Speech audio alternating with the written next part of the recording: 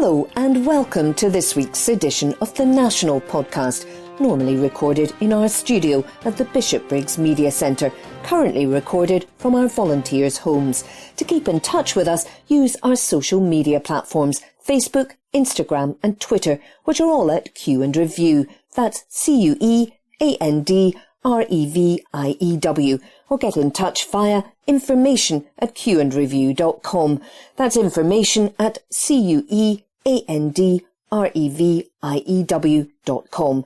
Please like and share our podcasts and give us any constructive feedback. From the National, Friday the 11th of September 2022. From the Politics section. Glasgow City Council to induce warm banks for freezing Scots this winter, by Craig Menhaig. Glasgow will establish warm banks this winter after councillors voted unanimously to implement the measure across the city. The Scottish Greens said their motion will save lives ahead of the potentially deadly winter, with thousands likely to go cold due to skyrocketing energy prices. Warm banks, similar to food banks, but for people to fuel property, will see public spaces used for residents unable to heat their homes during the colder months. Glasgow City Council will be instructed to set up a network that includes its own buildings and those of arm's-length bodies such as Glasgow Life, with local politicians saying it could also include buildings from faith communities and the third sector. The council said it will look for suitable sites for warm banks in the coming weeks. Scottish Green councillor for Blair Anderson said the measures was needed as the cost of living crisis turns into a humanitarian disaster. He said, during the summer heat waves, I had constituents telling me that they were scared to use fans for the fear of the bills. Extreme weather is becoming the norm, and if there's a cold snap, there's a real chance that people will become severely unwell or even freeze to death this winter. Every level of government needs to be doing what they can to stop the crisis from escalating even further and to save lives this winter. That's why we proposed warm banks and why Greens in government are freezing rents, banning evictions and putting billions into the cost of living relief. Anderson urged the UK government to undo the planned hikes in energy prices.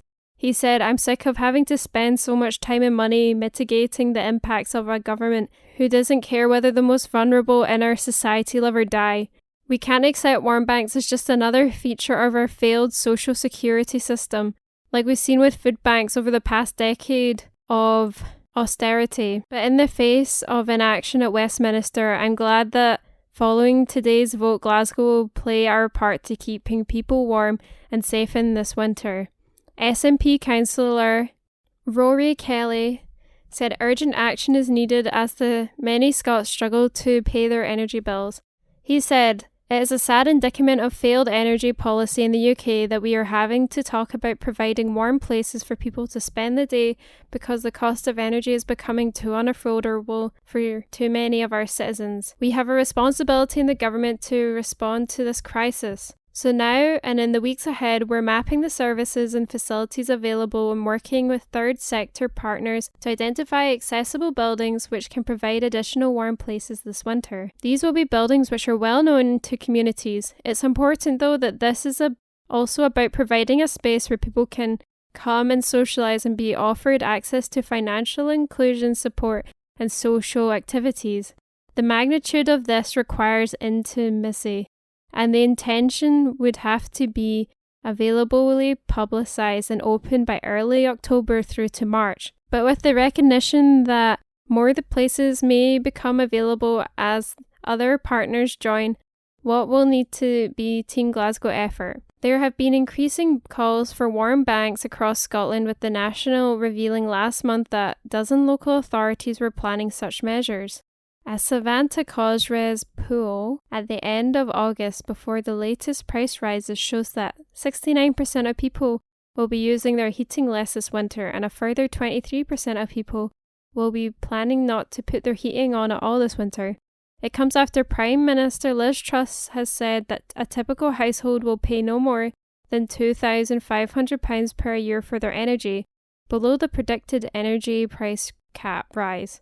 It is major intervention from the UK government and is expected to cost around £150 billion to be funded by borrowing. The new £2,500 still amount to rise of £529, but is lower than predicted October increases, which was predicted to see bills soar by more than 80%. And that article was by Craig Mayhaig from The National. Friday the 11th of September 2022. From the news section, NHS Highland apologises for confusion over COVID letter mix-up. By Anita Bahadni. Residents in Alness, Invergarden and Wick, who were invited to attend COVID vaccination clinics in the wrong area this week, have been issued an apology from NHS Highland. People were originally offered COVID vaccination appointments far away from their places of residence. NHS Highland confirmed it was simply due to error and that all impacted people would be offered an appointment closer to their homes. Apologising for the confusion and anxiety caused, they added, "We are very sorry about the stress that this caused some residents. We are operating a new booking and appointment system, and as with any new way of working, there can occasionally be teething issues as the programme is rolled out. Our teams work very hard behind the scenes to minimise any disruption this may cause, but we are sorry that on this occasion appointments have been allocated in error. We will be contacting those affected by this directly to offer them a change of appointment." Marie Todd, SMP MSP for Caithness, Sutherland and Ross, said in a statement posted to her Facebook page on Friday that she welcomed NHS Highland's swift action to rectify the error. She said, "I would urge anyone who has received an appointment in the wrong location, has not yet been contacted by NHS Highland, to contact the Service Delivery Centre helpline to book an appointment in your area. NHS Highland Service Delivery Centre helpline can be contacted on 08000 320 339. Scotland's winter vaccination programme began on Monday, September 5th, with more than 2 million people across Scotland to be offered appointments over the next 3 months. More than 41,000 frontline health and social care workers have been booked appointments through the portal since it last opened. Health Secretary Hamza Yousaf said, "Vaccination remains the best way to protect yourselves, your loved ones, and the NHS from both COVID-19 and flu viruses, and I encourage you to take up the offer of a booster when you receive your appointment." And this article was by Anita Buhadi from The National, Friday the 11th of September 2022. From the news section, Scotland ranks high against UK areas in terms of productivity, by Abby Garton Crosby. Scotland has ranked amongst the most productive nations and regions in the UK in a news report. Accountancy group PwC produced a UK economic outlook analysis looking at several different areas across the UK. The report states, however, that Scotland is still below the national average when it comes to productivity, but came in third behind London and the southeast of England. According to PwC, growth in Scotland will sit around 0.5% points behind the UK average before heading into a year of slow and potential negative growth. How severe this will be dependent on energy prices, how inflation soars, and the amount of government support which will be made available to households and businesses. Scotland came third in productivity rankings in the report at £39 per hour of work, but this was still 2% points behind the UK average. It comes as the accountancy firm warned that workers across the UK are facing an average £2,000 cut in real terms from wages by the end of the year as inflation hits double digits. Jason Morris, the regional market leader for PwC in Scotland, said businesses and consumers face a very difficult situation as inflation heads towards a 5-decade high. Morris added that this could lead to the largest fall in real wages since records began. He said, with average income levels sitting below the national average and due to the fact that the lower income households tend to see a higher budget share on fuel and food, there's a real risk that households in Scotland could feel the impact more keenly. The PwC set out a number of scenarios for the months ahead, including a mild winter. In the event that we see recovery in Russian gas exports, gas prices dropping back to the levels seen at the start of September, and considerable government support in response to the cost of living crisis, then it could see Scotland report growth of 3.1% for the whole of 2022. However, if Russian export and gas prices stay at the current elevated level, mitigating the impact of any government support, then under the harsh winter scenario, growth will only hit 2.6%. Bringing in a freeze on household energy bills could keep inflation between a peak level of 10% and 13%, the accountancy group said. Without a freeze, inflation is forecast to top 17% in the first half of next year, they added. Morris added, until the gas market regains stability, predictions on the inflation outlook will remain difficult. It presents a challenging environment for businesses to plan, mitigate and adapt. And this article was by Abby Garton Crosby. This article is from The National. Date 9th September 2022. From the Culture section. Tom Devine among academics calling for Thomas Muir's historic home to be A-listed. By Craig Meechan.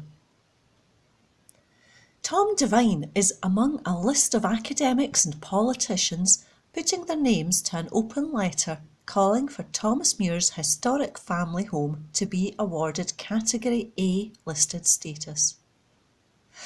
The letter to Historic Environment Scotland, HES, sent by the Friends of Thomas Muir group, calls for the status of Hunters Hill House to be upgraded, something the organisers say would give the body more power to protect the 18th century laird's house. An application to East Dunbartonshire Council proposes the Bishopbriggs site be divided into 4 plots, with 3 detached houses along with the renovation of Hunters Hill House. Devine's signature is joined by 123 other people, including literature professor Gerald Carruthers, law professor Lindsay Farmer, former MSP and lawyer Brian Fitzpatrick, Tory MSP Pam Gozell, and SNP MP Tommy Shepherd.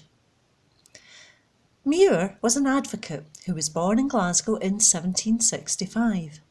His campaigning for freedom of speech and democracy saw him convicted of sedition and sentenced to 14 years transportation to a penal colony in Australia as one of the Scottish political martyrs. With his advocacy of political reform and the people's freedoms, Muir was lionised in post-revolutionary France, but died there in 1799 at the age of just 33 from wounds sustained during his long escape journey from Australia. The letter said it would be a travesty for the setting to be diminished and lost for present and future generations, adding that the character and setting of the building has remained unchanged for more than 250 years. It reads, Hunters Hill House lies in a special category because of its unique association with former resident Thomas Muir, the father of Scottish democracy, which elevates Hunters Hill House and grounds to a place of special historic interest, locally, nationally and internationally. Category A listing would further protect Hunters Hill House from overdevelopment and subdivision of the grounds in ways that would have a detrimental impact on its character and setting. Devine, one of Scotland's foremost historians, said Muir was one of Scotland's greatest sons and a leading advocate of political reform in the 18th century. He told The National, Muir paid a grievous penalty for his courage and principles by being sentenced to transportation to Botany Bay by a reactionary political and legal establishment. Muir is therefore rightly seen today as a national hero and a forerunner of our democracy today. Jimmy Watson, chair of the Friends of Tom Muir group, said the building must be protected due to its national significance. He told The National, The current Category B listing confirms it as a building of regional importance.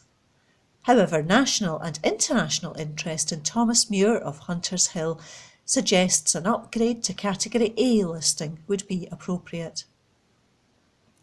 The support we have received from academics, politicians, lawyers and members of the general public for our open letter confirms that there are many other people of the same view as ourselves.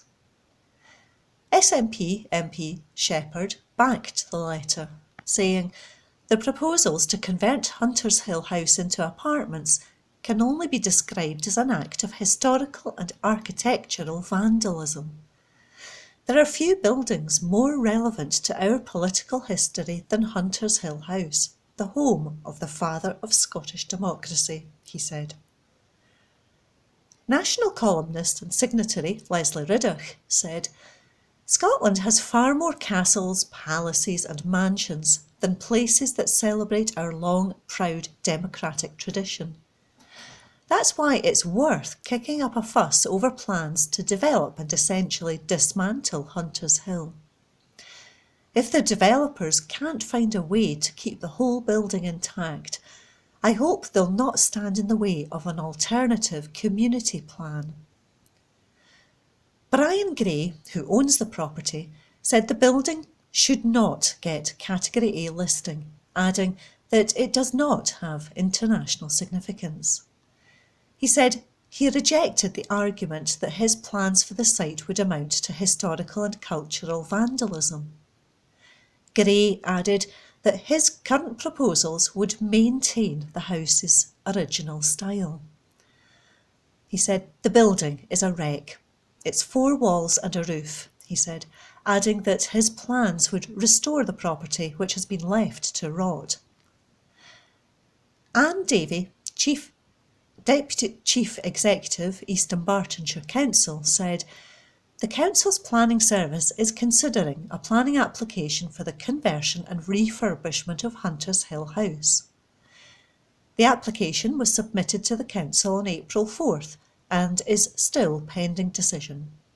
Should the planning service be minded to approve the application, it would require to be presented to members of the Council Planning Board for a final decision." A spokesperson for HES said, "We were asked this summer to review the listing of Hunters Hill House and to consider whether it should be changed to Category A. We are currently looking at the case, which is available to see on our portal. We have received the open letter and will look closely at the arguments it makes in favour of a change of category." That article was by Craig Meechan. This article is from The National, date 12th September 2022, from the Culture section. Bronze Age pot to go on display in Kirkcaldy 40 years after discovery. By Adam Robertson. A Bronze Age food vessel discovered during demolition work 42 years ago has gone on display at a nearby museum following conservation work. The 5,000-year-old pot was among a number of objects unearthed, along with human remains, during work on Kirkcaldy High Street in June 1980. Work to demolish a shop and hotel was forced to stop when a bulldozer driver caught sight of some partially buried bones. 3 burial kists, or ancient coffins, emerged of the subsequent dig, 2 of which held human remains, while the other contained the food vessel, a flint arrowhead and a flint knife. The vessel was added to the collection at Kirkcaldy Museum and Art Gallery and has recently undergone conservation work after curators noticed the item had become unstable. It has now gone on display again in the Kirkcaldy galleries for the first time since 2011, when it was part of an exhibition called Changing Places. Jane Friel, a curator with cultural charity On Fife, which manages the Kirkcaldy collections on behalf of Fife Council, said, "We're thrilled the visitors can now see this magnificent object for themselves, as it offers a fascinating glimpse into Kirkcaldy's distant past.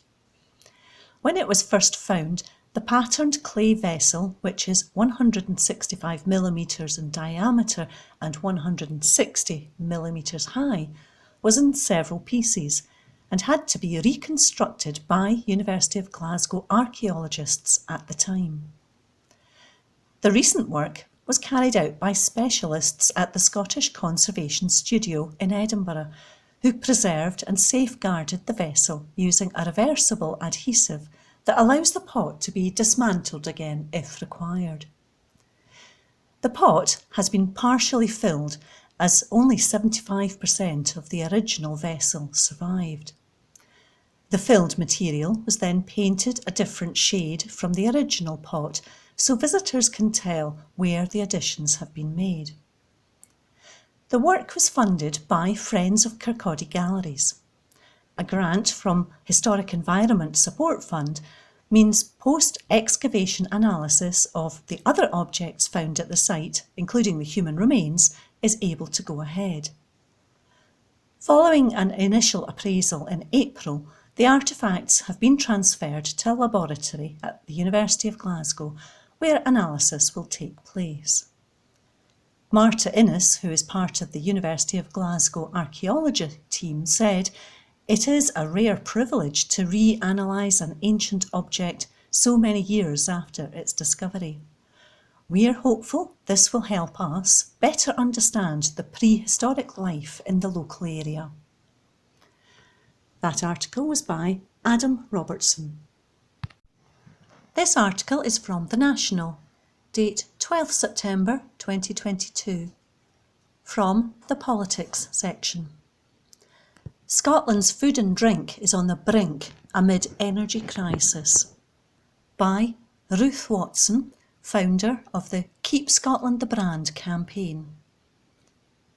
Scotland Food and Drink has launched its annual celebration of the sector, Scottish Food and Drink Fortnight, which this year has the theme of Scotland's Stories to Savour. Food and drink is one of the largest industry sectors in Scotland. It has a £15 billion turnover, an increase of 36% since 2007, and employs 119,000 people, nearly 5% of employment in Scotland. Ian Stirling is the co-owner of Ardbicke Distillery, which has a breathtaking perspective across Lunnon Bay near Montrose, and the famous Red Castle, battered by centuries of North Sea storms. Ian comes from a family which has been part of the community for 400 years. Their determination to grow sustainably is impressive. Using only ingredients grown on our farms gives us our field-to-bottle ethos, and by harnessing our creativity and collaborating with academia, we have created the world's first climate-positive gin and vodka, Ian says, proud of the work they are doing to integrate environmentalism into their processes. We are innovating for the future as well as learning from the past. It's really important that we do that as sustainably as possible. We export internationally because we live in a global world, but a shorter supply chain is more reliable. It cuts carbon miles. No business can ignore the climate emergency. Companies around the world are looking for environmentally friendly products because that is what consumers expect. Look at the flooding in Pakistan and the forest fires and droughts across Europe this summer. People realise we can't wait to take action. Scottish Food and Drink Fortnight provides us with a great opportunity to tell our sustainable story and celebrate Scottish provenance, and we are delighted to get involved once again this year. Scottish Food and Drink, led by the energetic and inspirational James Withers for the last 11 years, has a new hand at the helm, Ian Baxter, a former senior executive in the whisky industry. He's been announced as the new chief executive. He takes over just as the impact of the cost of living crisis risks hurling businesses into the maelstrom.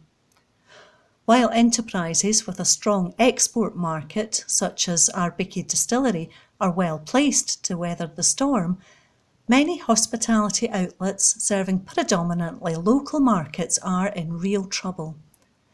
Brexit has hit their ability to recruit enough staff. The cost of food is spiralling, and soaring energy bills could see mass closures of businesses across the country. Sarah Heward founded the Real Food Cafe in Tyndrum, a lovely wee spot on an unassuming but important intersection between the west and east of Scotland, a welcome pit stop for wayfarers and a beautiful destination in its own right. Open from early until late, the cafe provides delicious, hearty meals with amazing views. Sarah is Scotland Food and Drink's Regional Food Tourism Ambassador for the area. She said, "Staffing is a nightmare. There just aren't the staff to keep hospitality outlets open. We haven't been able to open key parts of our business, even though we are so busy. And one of the reasons we're so busy is because so many other places now are closed. Brexit has been a disaster. It's not only the problem, but it underpins every aspect of the issues we are facing. Food costs are rocketing. The price of fish has gone up 50%. Rapeseed oil is up 15%. And our monthly electricity bill has gone up from £2,300 to £5,900. Our overheads keep going up and our ability to make revenue is being cut." Fish and chip shops, once a place where folk could pop out for an affordable family treat, are one example of a sector being hit hard. Sarah is part of a social media group in which more than 3,500 chip shops are represented. "The stories people are sharing are grim," she says. "It's heartbreaking. People face losing their livelihoods, their homes. These are businesses which often employ whole families, give youngsters in the area their first start at work.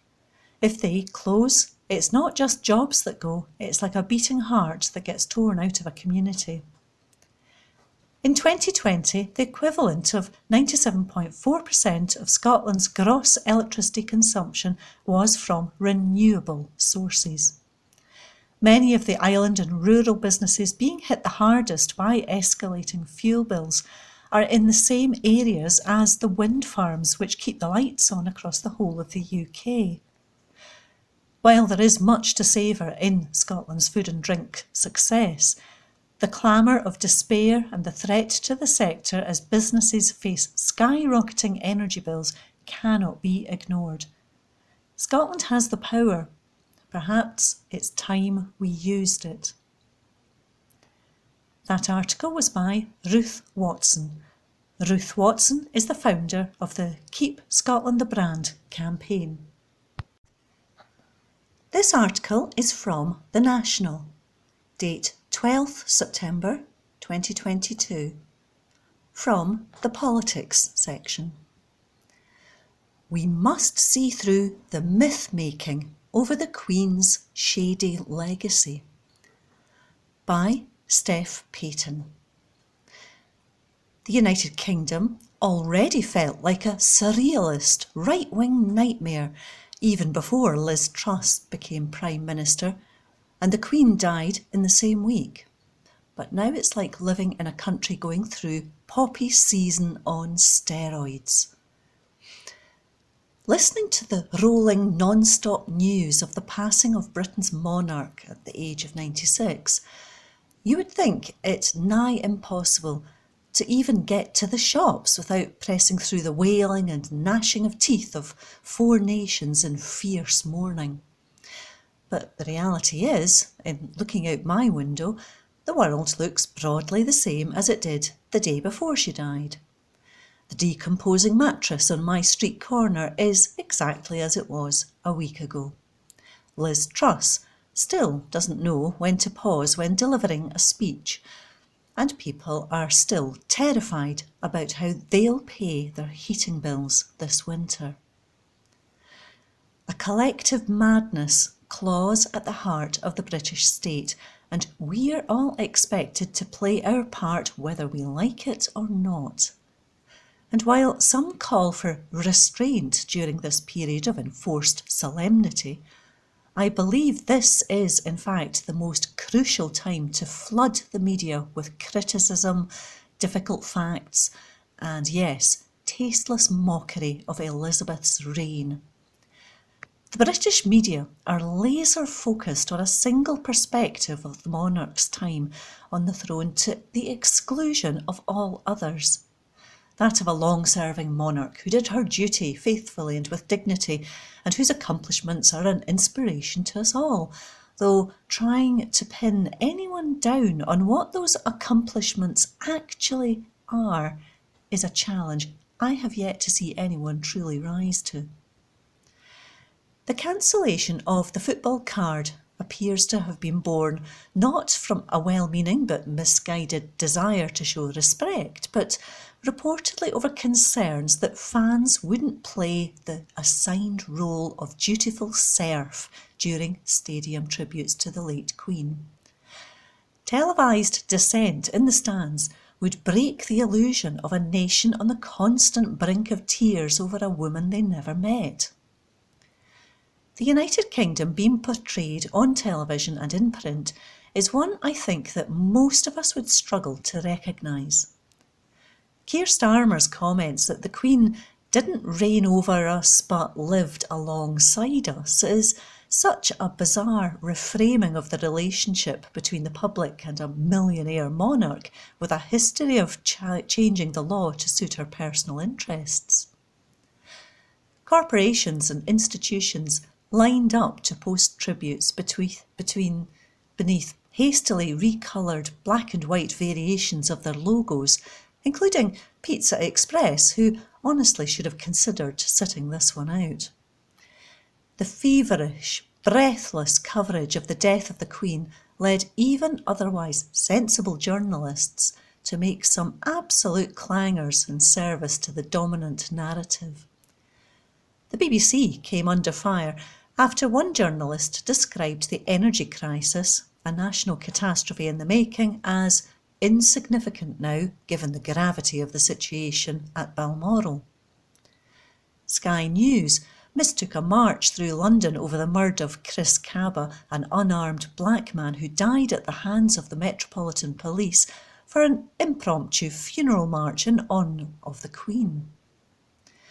And when commentators did finally find a reason out with unquestioning fealty as to justify why the nation was supposedly mourning so, it was usually in the form of comfort in her constant presence over the decades.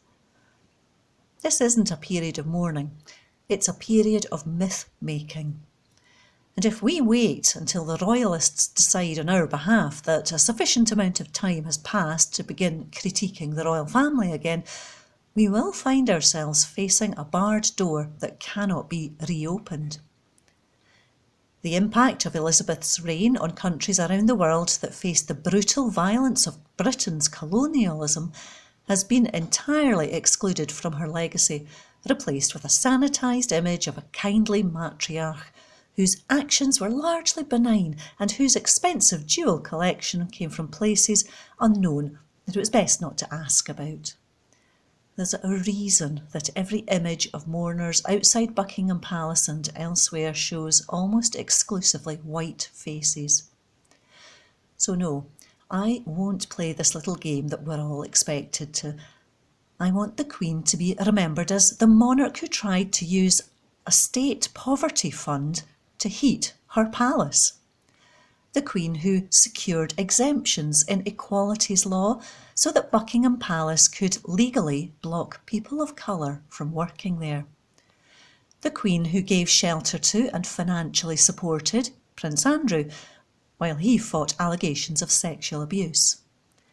She was the parasite-in-chief in her idiot hat, to quote actor Christopher Eccleston. So, While the Daily Mail plays the role of bootlicker and publishes stories of the Queen's head being spotted in the clouds shortly after her passing, I'll remain critical of her legacy and of the exemptions her family wrangled to ensure that the new king could inherit the entirety of his mother's wealth without paying a penny in inheritance tax. And importantly too, I'll keep making jokes that it was Paddington Bear that got her in the end. That article was by Steph Payton. From the National, Tuesday the 13th of September 2022, from the news section, exclusive, Our Republic makes global headlines after Edinburgh anti-monarchy protest arrest, by Xander Elliards.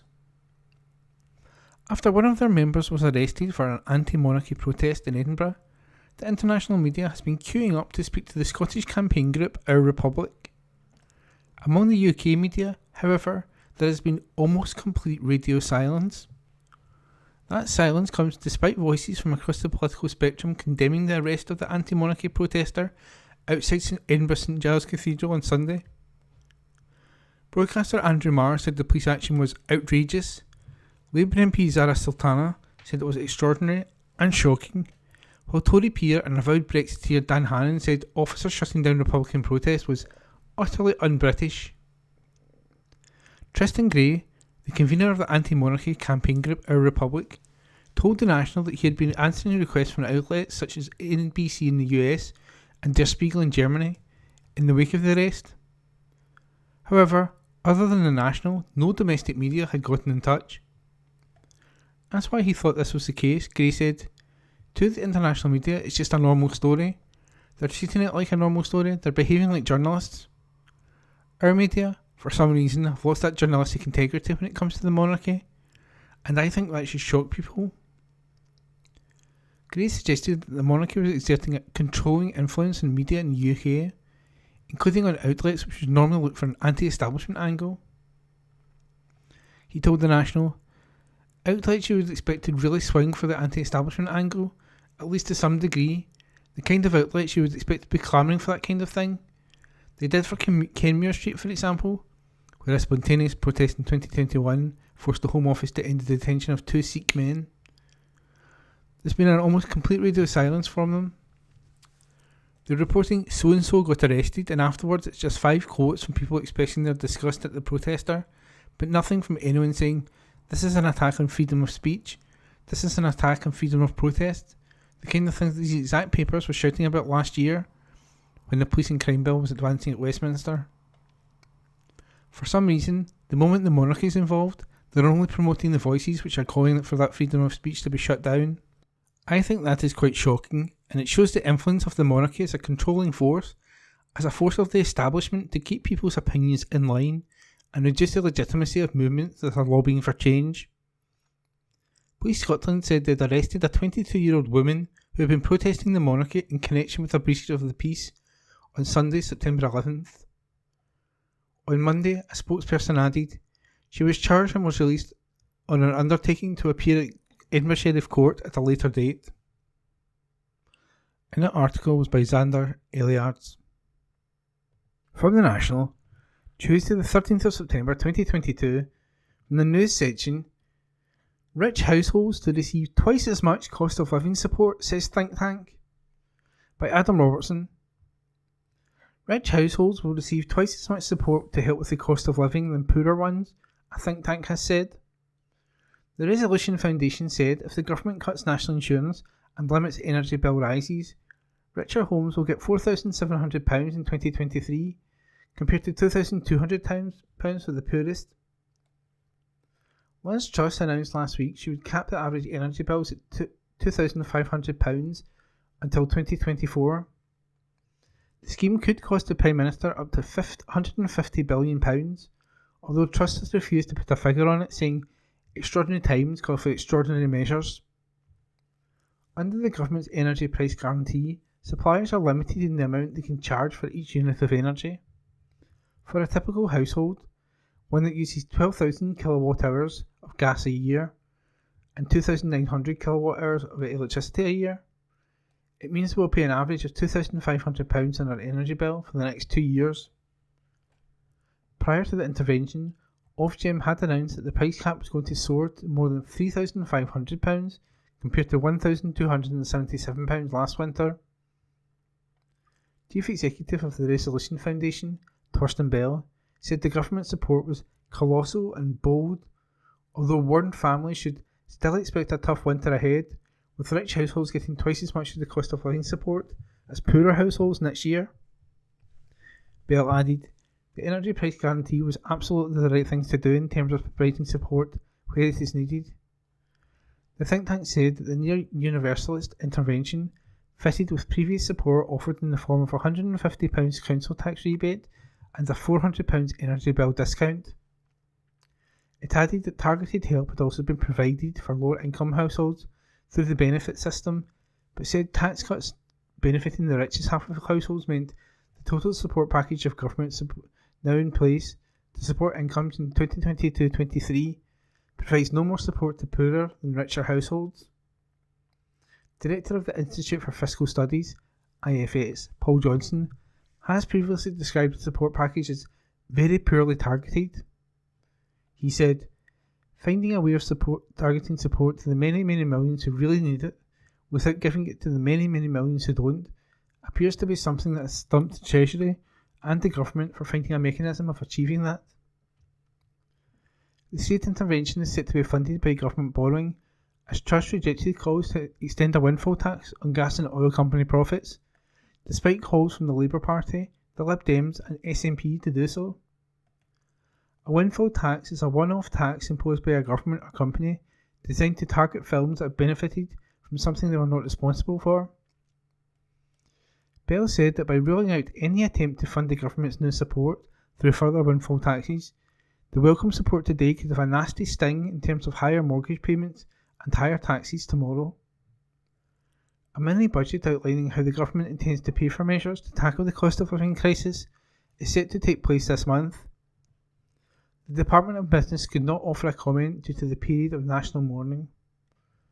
And that article was by Adam Robertson. From the National, Tuesday the 13th of September 2022, from the news section, exclusive, Syrian law student Violet Hijazi wants her dying father to come to Scotland, by Greg Russell. A former refugee from Syria who fled to Scotland almost 10 years ago has launched a petition to allow her dying father to come to Scotland so they can be reunited before it is too late. Violet Hijazi says her father Ali has been in hiding in various places since he left their home in northern Syria when it was ravaged by civil war. She lost her mother and has set off on a series of dangerous journeys to get to safe Scotland at the age of 16. Now she is studying for a law degree at Stirling University, despite the worries about her father, who is now 73 and has had a series of strokes, and her stepmother, who are in Kurdistan, Iraq. As a refugee here, she applied to be reunited with her father and stepmother, but they lost contact when her family were under siege in their home and village of Al Fua. Hijazi says, while working on my college dissertation in 2020, I read a case about a family reunion whereby the judge had criticised the Home Office family reunion rules, making it possible to apply for other family members. I was aware that it was a risk, but at least we could bring it before a judge. More importantly, the Home Office family reunion policy says in black and white that if you do not meet the immigration rules, they can still grant the application outside of them if compassionate factors can be shown. My father is dying. I thought that in itself would be enough. She says her father has suffered 3 strokes since the first visa application last November, which have left him unable to walk or talk properly. However, the Home Office said that since they were able to provide medical reports, it showed her father was receiving the healthcare he needs. After many attempts by my MP and an article in the National about her struggle, they refused father's application in July 2022, but not my stepmother's yet, said Hijazi. I have not seen my father in over 10 years. He survived the war in Syria, but he's very unwell. The doctor said he's got a limited time to live, and I fear the worst. Hijazi says she's been told it is not in the public interest for her father to be allowed to come here, but adds, I am fluent in English, I have fully integrated and I am doing a law degree at the University of Stirling. I won the CDN Student of the Year award in 2021. I do not receive benefits and I have contributed to Scotland in so many ways. How could it be in the public interest to refuse my father? Her lawyer, Osman Aslam, says the Home Office family reunion policy clearly sets out that beyond family life there can be compassionate factors that may result in a grant of an entry clearance visa. I have lost count of the number of times I had cases less strong granted first time round, says Aslam from Mukhtar Solicitors in Glasgow. The issue here is that this elderly man may not make it until any future appeal. What does this tell us about the thinking behind the decision makers when a Syrian national who is integrated in Scotland, won awards at college for best student, is studying law, has become fluent in English, and works for a living, cannot see her father before the inevitable happens? The rules are not fit for purpose. We look forward to try to achieve a positive outcome for this daughter and father. A Home Office spokesperson said, all visa applications are carefully considered on their individual merits in accordance with the immigration rules. Violet Hajesi's petition can be found online at change.org. And that article was by Greg Russell. From the National, Tuesday the 13th of September 2022. From the news section, Top EU Negotiator Offers to Reduce Checks at Border by Gregor Young. The EU's chief negotiator on Brexit has suggested that physical checks on goods travelling across the Irish Sea could be cut to a couple of lorries a day. Maros Sefcovic said the union stands ready to work in an open and constructive way with Britain, following a statement from the new Prime Minister on the prospect of a negotiated settlement on the Northern Ireland Protocol. It comes as the UK and EU have been embroiled in a row over Britain's proposals to override parts of the controversial post-Brexit treaty, as it seeks to reduce trade barriers with the region. Last Wednesday, Liz Truss had a preference for a negotiated solution to the dispute, but she said such a resolution would have to deliver all of the things we set out in the Northern Ireland Protocol Bill, which is currently making its way through Parliament. The legislation would allow ministers to unilaterally scrap the arrangements the UK signed up to as part of the Brexit withdrawal agreement. In an interview with the Financial Times, Sefcovic said he was encouraged by Truss's recent remarks. We stand ready to work in an open, constructive and intensive way, he said. Sefcovic argued that the trade border would be invisible under the EU's plans, with goods processed remotely while making their way to Northern Ireland, as long as the UK provides real-time data on their movements.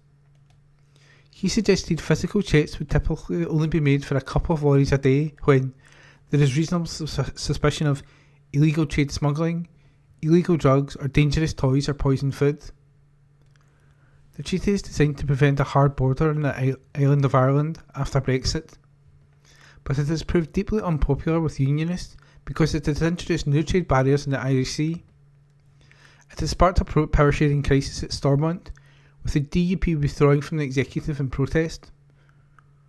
DUP leader Sir Geoffrey Donaldson told the FT renewed negotiations would likely require a change of stance from the EU.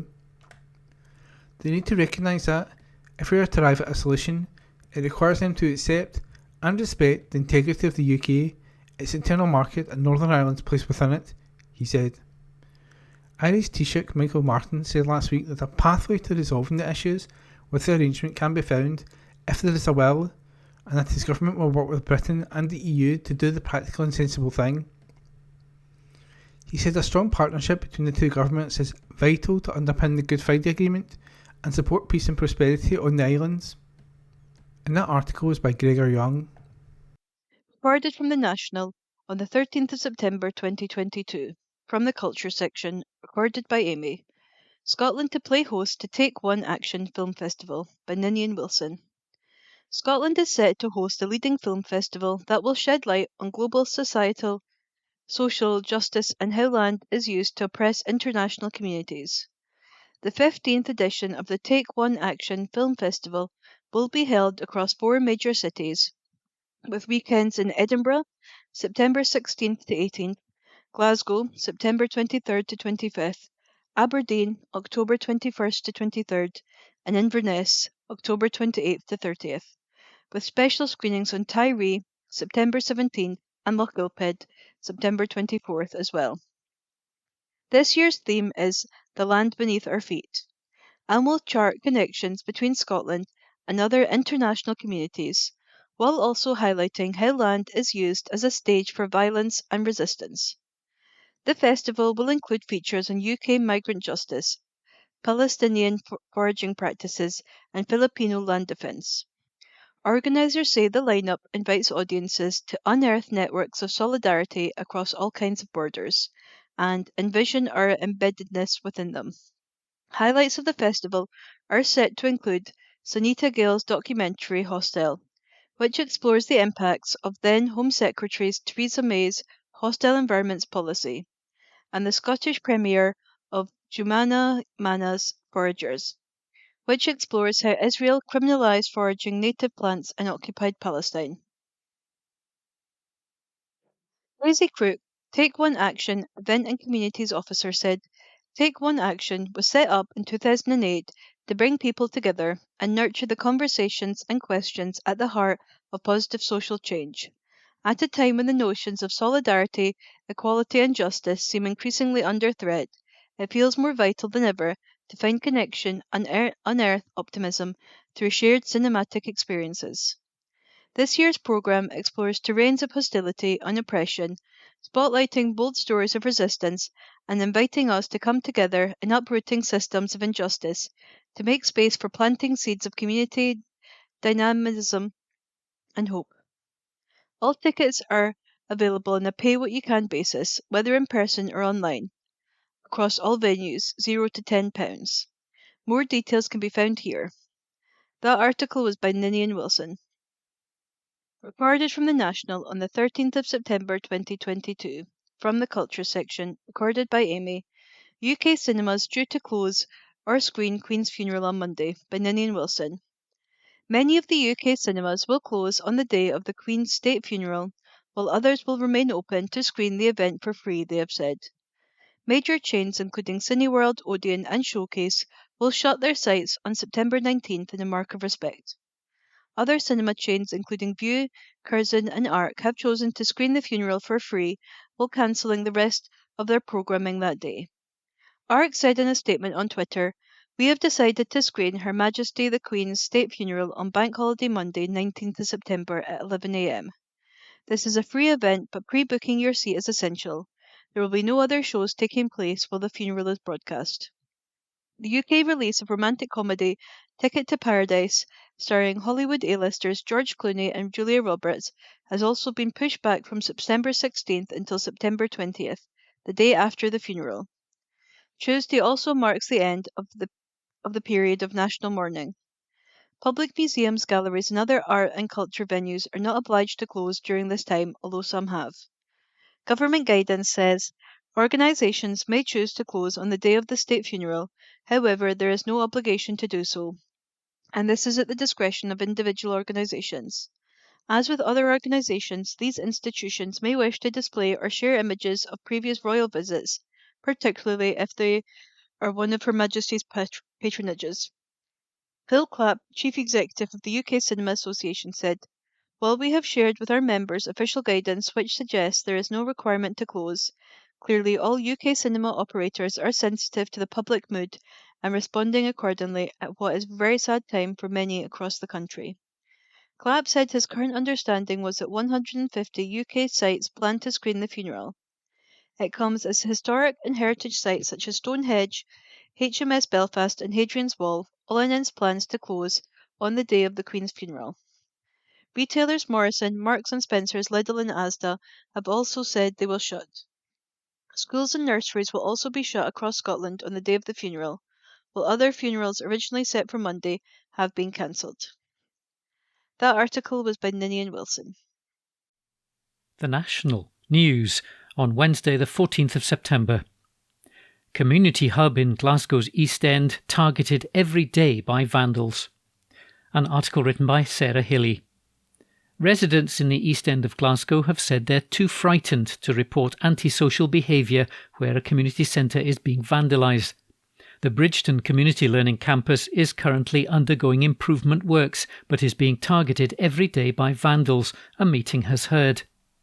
Labour councillor Cecilia O'Lone said residents in the Reed Vale area had seen cars smashed and asked for information on how residents could be supported. Calling for more CCTV in the area as antisocial behaviour is constant, Housing Representative Margaret Storey told the Calton Area Partnership meeting, "People are frightened. They're scared to tell the police because their lives could be in danger." East Local Area Commander Greg Robertson said that sometimes incidents are not reported because of a confidence issue or because people are fearful of repercussions. Mr Robertson urged Ms O'Lone to contact the police with issues on people's behalf if they don't want to report a crime themselves. He added, knowing about it is the best thing. Labour councillor George Redmond said, "What we have to understand is the police can't do this on their own. We need to try and provide as much support as we can." Mr Redmond added that some probably don't see the police as a threat on their own. SNP councillor Linda Pike has said residents know who the young people causing problems are, but that nobody is willing to say who they are. Leslie Ward of the Third Sector Forum said vandalism is happening on a daily basis at the Bridgeton Community Learning Campus. As you're aware, there's a new green space development going on in the Old Dalmarnock Road area. It's looking amazing, but on a daily basis it's getting vandalised. Ms Ward said a new gate was kicked down the day after it was created, that there's evidence of drug use and graffiti, and that fires are being lit. She added, "It seems to me there's an awful lot of money being spent and it's just ongoing. It's being destroyed as it's being developed." Police Sergeant Bobby Fisher said there are hopes to introduce diversionary tactics to keep youths busy on Friday and Saturday evenings when disorder mostly happens in the Bridgeton area. He said the police are working on the problems at the Bridgeton Community Learning Centre, but there's a struggle to gain hard evidence. An article written by Sarah Hilly. The National News on Wednesday the 14th of September. Financial challenges sees Highlands and Islands airports scale back modernisation plans. An article written by Adam Robertson. Highlands and Islands Airports Limited, or HIAL, has announced that it will have to scale back on its air traffic modernisation plans due to financial challenges. The state-owned regional airports operator has previously abandoned a proposal to centralise the service for some of its airports. It had been working on a new modernisation plan, but has now said there's not enough funding available. HIAL is discussing the situation with Transport Scotland. Chairwoman Lorna Jack said, "Our overriding focus is to deliver safe, reliable and sustainable aviation services for the communities we serve. Like many other businesses, HIAL must reappraise priorities and spending options and make difficult decisions based on the extraordinary circumstances we're all facing as global economic pressures impact our day-to-day activities and our future plans." HIAL runs a total of 11 airports across Scotland, in the Highlands, Argyll, Western Isles and Northern Isles, as well as Dundee Airport. In January, it dropped plans to centralise some of its air control operations. Controllers at Dundee, Inverness, Kirkwall, Stornoway and Sumburgh were to be relocated to a new hub.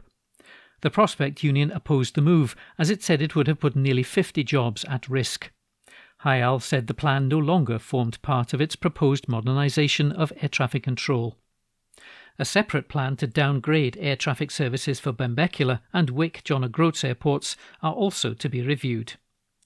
An article written by Adam Robertson.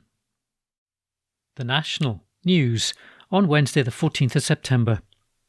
Inflation dips to 9.9% as petrol prices fall. An article written by Laura Pollock. The UK's inflation rate has fallen slightly, but prices are still continuing to rise at nearly their fastest rate in 40 years. Inflation fell to 9.9% in the 12 months to August, from 10.1% in July. The consensus across think tanks and economic networks is that this was entirely driven by falling transport costs, as the prices of food and clothing continue to accelerate upwards. Petrol prices fell by 14.3 pence per litre between July and August, while diesel prices also fell. The groups pointed to the current lack of detail and misdirection in interventions attempting to address the cost of living crisis in households. Alex Veitch, British Chamber of Commerce's Director of Policy and Public Affairs, says that while the inflation rate had eased slightly, this was driven by a fall in motor fuel costs, while the price of other goods continued to rise. He said, "There's a limit to how long any firm can sustain these rising costs before something has to give. We know from our research that 2/3 of businesses plan to increase their own prices." The size of last week's government intervention on energy prices should have a dampening effect on inflation when it's enacted. But the lack of detail on exactly how much help any individual business will get and for how long means very few will be planning to invest anytime soon. Mr Veitch said the mini-budget expected to be announced by Chancellor Kwasi Kwarteng later this month must show businesses there's a cohesive plan to take the economy forward. Prime Minister Liz Truss has already announced that she will cap energy prices at £2,500 after Ofgem previously said it would soar to over £3,500. Dr George Dibb from the Institute for Public Policy Research think tank said the inflation figure falling because of lower petrol prices is welcome, but it risks obscuring that the cost of living crisis continues to hit everyday goods. Dr Dibb said, "Many people will welcome the consumer price index inflation easing slightly this month, falling from 10.1% to 9.9%, including the Bank of England, who is deciding whether to raise interest rates next week."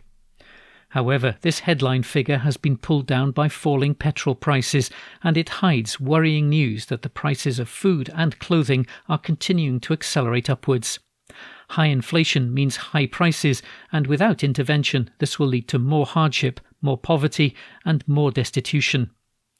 The government's price cap on energy for households and business is a welcome step, but it won't instantly reduce the inflation in essentials such as food and clothing that we see today.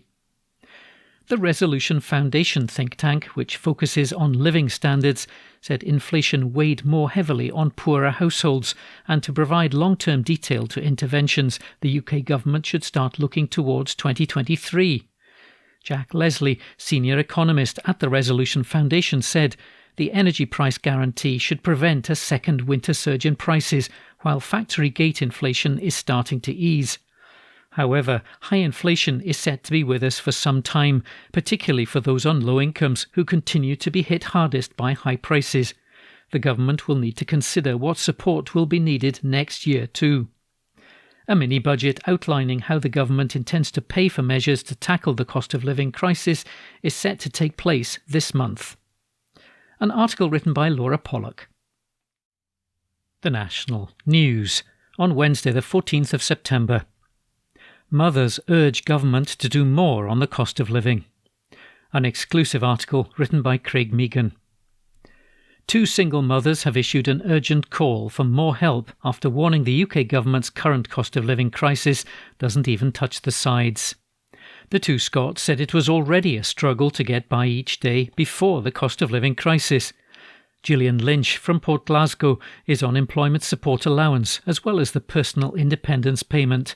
She has 2 children, 5-year-old Aria and 2-year-old Scott, who has Down syndrome.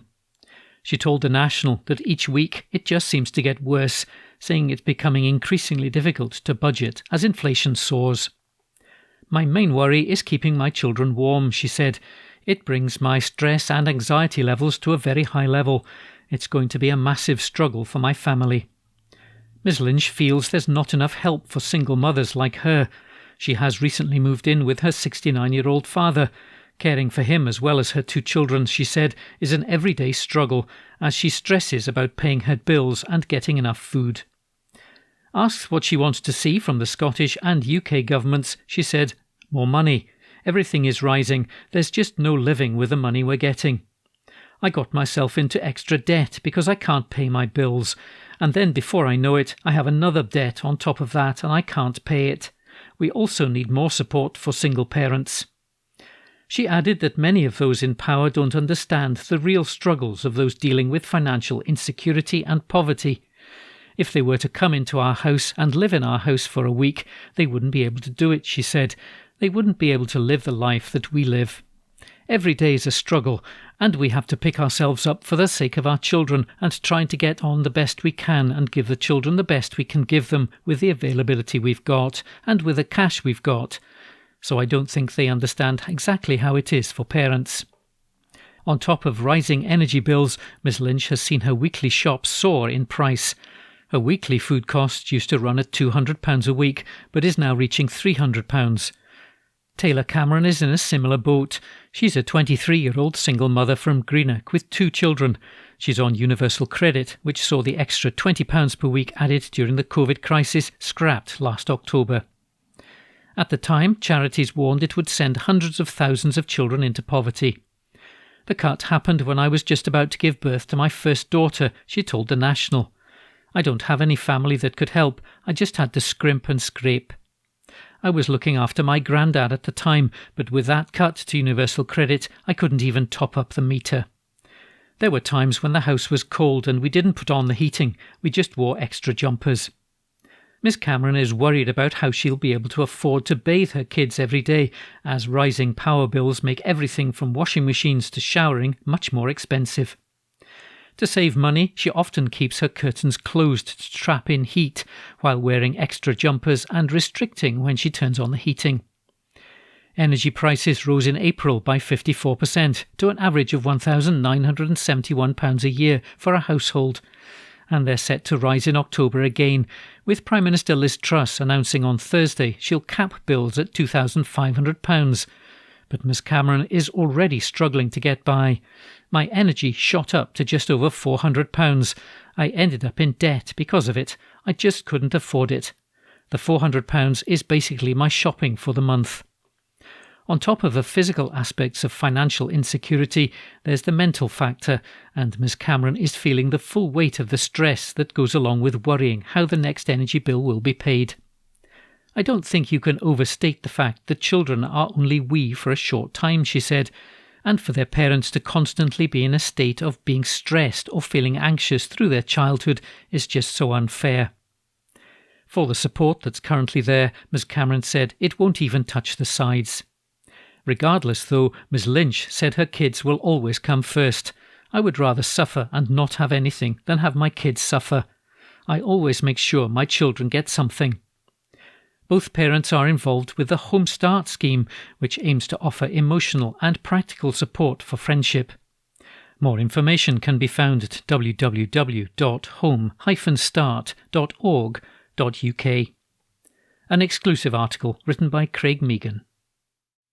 The National Politics on Wednesday the 14th of September. Cross-party fears raised over arrests of Republicans. An article written by Abby Garton-Crosby. Concerns over the arrests of anti-monarchy protesters have been raised by politicians from numerous Scottish parties. There have been multiple instances in Edinburgh where those voicing anti-royal sentiments have been charged under breach of the peace at events including the proclamation of King Charles III and as the Queen's funeral procession made its way down the Royal Mile. SNP MPs Joanna Cherry, KC and Amy Callaghan spoke out against the arrests, while Scottish Greens MSP Maggie Chapman and Scottish Labour MSP Carol Mochan have pledged to raise the issue in Holyrood when it reconvenes. Ms Cherry, the SNP's former Justice and Home Affairs spokesperson in Westminster, said, "I'm concerned by reports in Scotland and England of seemingly legitimate protesters being arrested. While many might question whether this is the appropriate time for such protests, the right to protest is fundamental to our democracy and should be facilitated." Ms Callaghan, SNP MP for East Dunbartonshire, said on Monday night, "Republican views are as valid as any other. No one should be arrested for just expressing that." Ms Chapman, MSP for the North East, said that she would raise the issue with the Justice Department and Secretary Keith Brown. She said on Twitter, "Recent actions by Police Scotland arresting those protesting against imperialism and the monarchy are deeply concerning. Free speech underpins any democracy. Peaceful protest must be protected. I'll be taking this up with Keith Brown as soon as possible. Solidarity with those affected." Ms Mochan, Scottish Labour MSP for the south of Scotland, added, "I share the concerns of many regarding reports people have been arrested for expressing their views in support of a republic. Everyone has the right to express their opinions peacefully. This sets a dangerous precedent.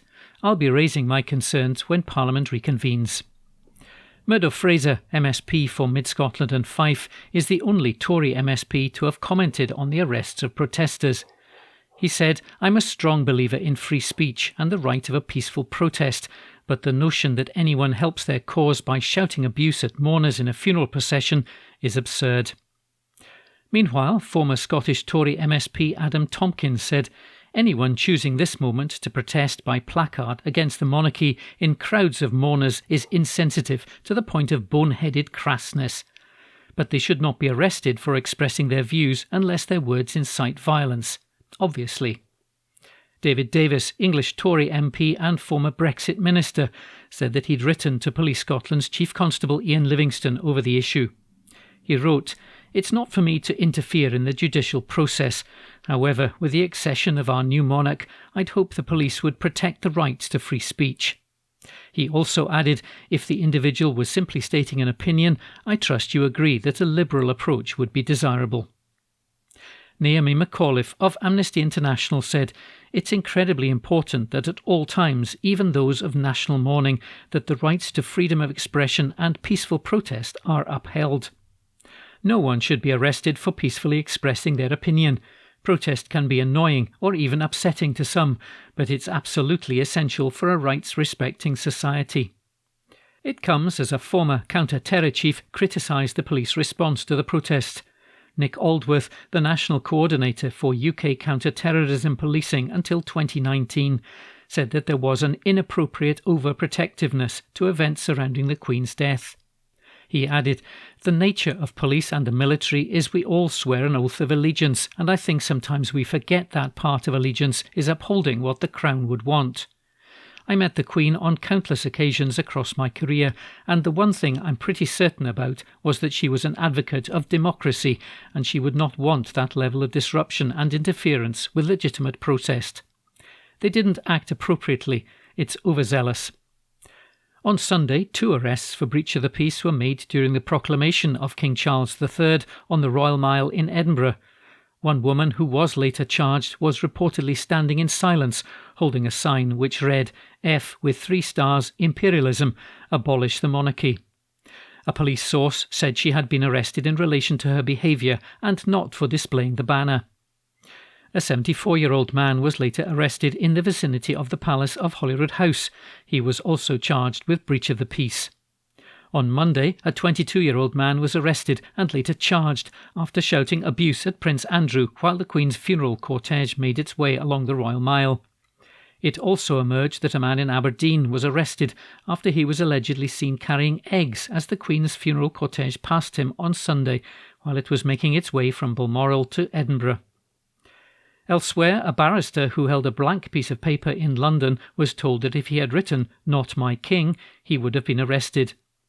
Other protesters criticising the monarchy have been arrested in London and Oxford. Gina Miller, who challenged the UK government over Brexit in the courts, said of the arrests in England, "Today's overzealous police actions and arrests outside Parliament Square are worrying. We live in a country where free speech is cherished and should be protected, even with the new Police and Courts Act. How can a blank sign, for example, be a problem?" An article written by Abby Garton-Crosby. The National Politics on Wednesday the 14th of September. The Queen's death is being used to obscure the UK government's failing response to the energy crisis. An article written by Abby Garton-Crosby. The shambolic approach to tackling the ongoing energy crisis by the UK government has completely fallen under the radar due to the death of the Queen. With multi-millionaire Jacob Rees-Mogg now taking on the energy crisis as the business secretary, and after months of silence over the summer as the Tory leadership contest rumbled on, the public and media were eagerly demanding action just days ago. Yet, when the policy was finally announced, it fell flat. It was wall-to-wall coverage of the royal family, and it still hasn't relented. In a 51-second clip uploaded to Twitter just after 4 p.m. on Thursday, when the UK was awaiting the news on the health status of the Queen, Mr Rees-Mogg proclaimed that the UK government will extract every ounce of oil and gas from the North Sea and bring back fracking. This statement was accompanied by calming background music as Mr Rees-Mogg touted an energy price guarantee for consumers, which is still double what they would be paying at the same time last year. And the green schemes mentioned in Mr Rees-Mogg's clip don't get any detail. There's little mention of renewables, and instead stock footage of an offshore wind farm has been used. Let's look at the price cap specifically, as the Tories have consistently ruled out any help for households.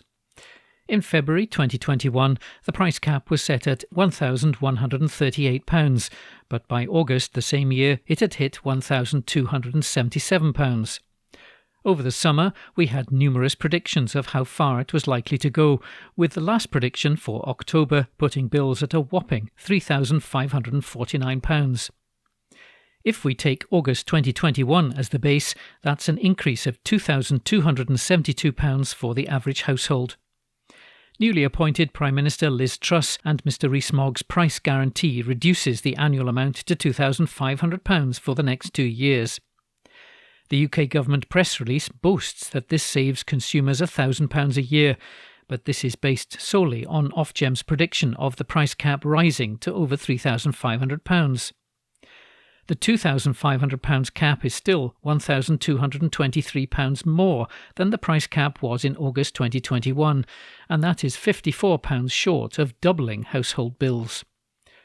There is, of course, the £400 energy discount for each household brought in by former Chancellor Rishi Sunak, but even with this factored in, consumers in a typical home face an extra £823 a year.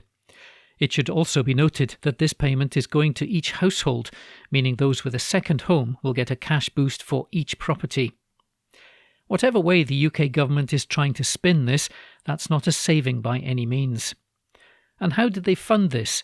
Partially by pausing the Green Levy on energy bills, as Ms Truss promised in her election campaign, to the detriment of schemes intending to bring down carbon emissions.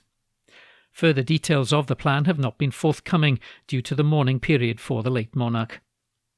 But what is arguably more concerning, particularly for environmental campaigners, is the continued enthusiasm for maximum economic recovery from North Sea resources. This is despite repeated warnings from the United Nations that to avert global warming, no new fossil fuel sites should be brought online. As well as the red herring of a £1,000 saving, Mr Rees-Mogg also suggested that extracting more oil and gas will provide energy security and move reliance away from Russian-owned supplies. The UK government said it's making a historic intervention after a failure to invest in homegrown energy. The Tories have been in power for over 12 years. It also further highlights a gulf between the energy policy directions of the UK and the Scottish governments. In Scotland, the ruling SNP is against nuclear power, focusing on renewables and the just transition for oil and gas workers. In Westminster, more nuclear power stations are being pushed, and Mr Rees-Mogg is about to open a licensing round for a potential 100 extra production sites in the North Sea. Jackdaw, a huge gas field off the coast of Aberdeen, was given the go-ahead in March this year, but likely won't be operational until at least 2025. These are matters of serious concern as we head into the winter, and the extended period of pomp and mourning for the Queen could not have come at a worse time. An article written by Abby Garton-Crosby. The National Politics on Wednesday the 14th of September. Yestival on eve of Queen's funeral to be postponed. An article written by Abby Garton-Crosby. A pro-independence festival due to take place in Glasgow on the day before the Queen's funeral has been postponed, allegedly due to public order concerns. The Yestival event was planned to commemorate the 8th anniversary of the independence referendum, which falls on Sunday, September the 18th. The monarch's funeral is due to take place in London the next day.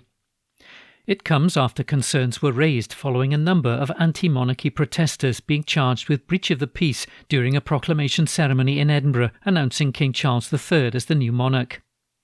Hope Over Fear and former Socialist MSP Tommy Sheridan are among the organisers for the George Square event, with the proclaimers backing the festival. However, organisers say they've been forced to reschedule the event for October the 8th after discussions with Glasgow City Council. It's understood that permission for the event had not yet officially been granted, and the application was withdrawn. Our sister paper The Herald reports that the Yestival organising committee said in a circular to supporters that police concerns over public order and staffing levels led to the event being postponed. The National has approached Police Scotland for comment. Yestival organisers announced the news to supporters, writing, "Like many independence campaigners, we're disappointed that we can't assemble on the historically significant date of the 18th of September, 8 years exactly since our first referendum. But we're going to assemble on October the 8th, only 3 days before the Supreme Court in London meets to deliberate over the Scottish Government request for legal permission to hold India F2 on October the 19th next year." It's an ideal opportunity for the independence movement all across Scotland to come together with one voice and declare loud and clear that no unelected judges or unrepresentative Tories in Westminster have the right to deny Scotland her basic human right to vote on her constitutional future, after the principal party of independence in Scotland has won convincingly 5 consecutive general elections, 3 UK general elections and 2 Scottish general elections since our first referendum in 2014. It comes after an online fundraiser for the event only raised £430 through GoFundMe, but organisers say the costs for the event amount to nearly £4,000. This includes a mobile stage, a generator, PA system, safety barriers, insurance, van hire and other associated costs. The circular to supporters added, "So let's turn a negative into a positive. We're not assembling on Sunday, but we will assemble on Saturday, October the 8th, to declare for Scotland's freedom to choose her own destiny. Gather on that day and be entertained by the galaxy of talented independence musicians and inspired by speeches from across the independence movement." We have our date with destiny. It's October the 19th, 2023. Demand the right to vote on that day for a new, fairer, more democratic and nuclear weapon-free Scotland, no longer held back by the corrupt and rotten Westminster chains of exploitation and domination. A spokesperson for Glasgow City Council said, following constructive discussions with the organiser, they took the decision to postpone their event and amended their application to a later date. An article written by Abby Garton-Crosby.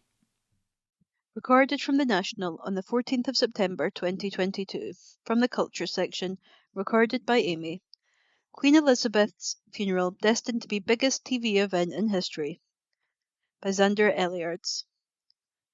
The funeral of Queen Elizabeth is expected to become the most watched event in television history, attracting billions of viewers across the globe.